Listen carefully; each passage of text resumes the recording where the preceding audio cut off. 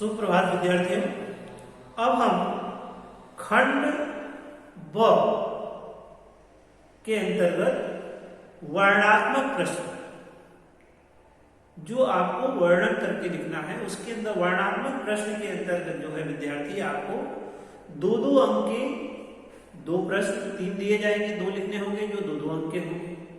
एक जो है विस्तृत आंसर लिखना, बड़ा आंसर लिखना होगा, वह 4 अंकों का होगा। और तीसरा संचयन की पाठ्य पुस्तक पर आधारित दो प्रश्न होंगे जिसमें 3 अंकों के लिखने होंगे।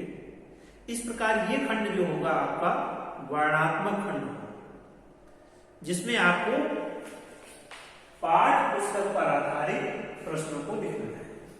वर्णात्मक प्रश्न के अंदर प्रश्न 10 जो है वह निम्नलिखित प्रश्नों में से किन्हीं दो प्रश्नों के उत्तर 25 से 30 शब्दों में लिखिए। ये गद्य और पद्य का मिला हुआ रूप होगा और दोनों में से दो दो अंक के प्रश्न आएंगे। 3 प्रश्न पूछे जाएंगे, आपको उसमें से 2 प्रश्नों के उत्तर लिखना है जो आपको अच्छी तरह से आता हो। पहला प्रश्न था विद्यार्थी, कवि ने कैसी मृत्यु को सुमृत्यु कहा? यह आपकी मनुष्यता कविता पर आधारित यह प्रश्न पूछा गया था और पहले ही पद्यांश से यह उत्तर था। इस उत्तरों के हम मौखिक चर्चा करते हैं विद्यार्थी। तो कवि के अनुसार परोपकार करते हुए सच्चाई के मार्ग पर चलते हुए और निडर भाव से मृत्यु प्राप्त हो जाए वह सुमृत्यु है। प्रत्येक मनुष्य यथा अनुसार अवश्य मृत्यु को प्राप्त होता है, क्योंकि जीवन नश्वर है। इसलिए मृत्यु से डरना नहीं चाहिए, बल्कि जीवन में ऐसे कार्य करने चाहिए जिससे उसे बाद में याद रखा जाए, उसकी मृत्यु व्यर्थ न हो। आप ऐसा काम करें कि जैसी आपकी मृत्यु व्यर्थ न हो। जो मनुष्य किसी महान कार्य की पूर्ति के लिए अपना जीवन अर्पित करता है, या कर देते हैं, उनकी मृत्यु को ही सुमृत्यु कहा जाता है।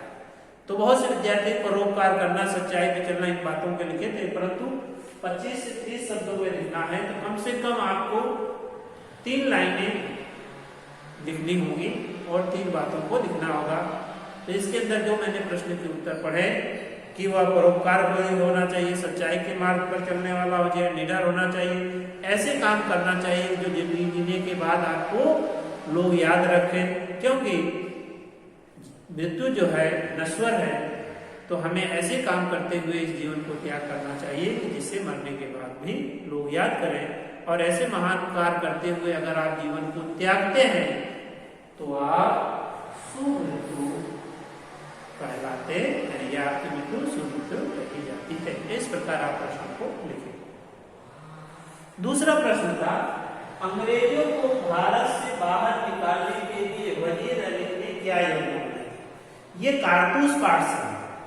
जो कारतूस पाठ जो है एकांकी जो है उस पर आधारित एक प्रश्न है। वजीर अली जो है वह कहाँ जाना चाहता था? नेपाल जाना चाहता था। वह विदेश या अफगानिस्तान के राजाओं से मुलाकात करना चाहता था, अपनी सैन्य शक्ति को बढ़ाना चाहता था और फिर अंग्रेजों पर हमला करना चाहता था। इस बात को उल्लेखित करना होगा।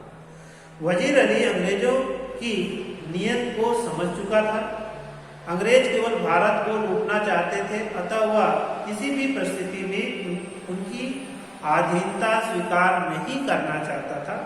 इसके लिए वह पहले नेपाल जाता तथा वहां से भारतीय शासकों के साथ अफगानिस्तान के शासकों शाहे जमा को भी भारत पर हमला करने के लिए आमंत्रित करना चाहता था।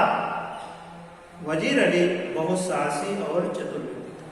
वह नेपाल जाता, भारत के जो शासक हैं, जो अंग्रेजों के विरोध करने वाले थे, उनका साथ लेकर के, और अफगानिस्तान के शासक शाहे जमा को साथ लेकर उस पर अटैक करता और अंग्रेजों को भारत से निकालने का प्रयास करना। यह बात को आपको लिखनी है। अगला प्रश्न जो है परंपरा के विरुद्ध क्या था? तातारा महावीरों कथा के आधार पर लिखी। परंपरा के विरुद्ध क्या था? ये तातारा महावीरों कथा जो है या अंडमान निकोबार की जो कथा तो उस पर आधारित है। इस प्रश्न का उत्तर है निकोबार द्वीप समूह पर एक गांव के एक गांव का युवक या युवती या एक गांव की युवती का दूसरे गांव के युवक के साथ वैवाहिक संबंध परंपरा के विरुद्ध था। परंपरा के विरुद्ध क्या था?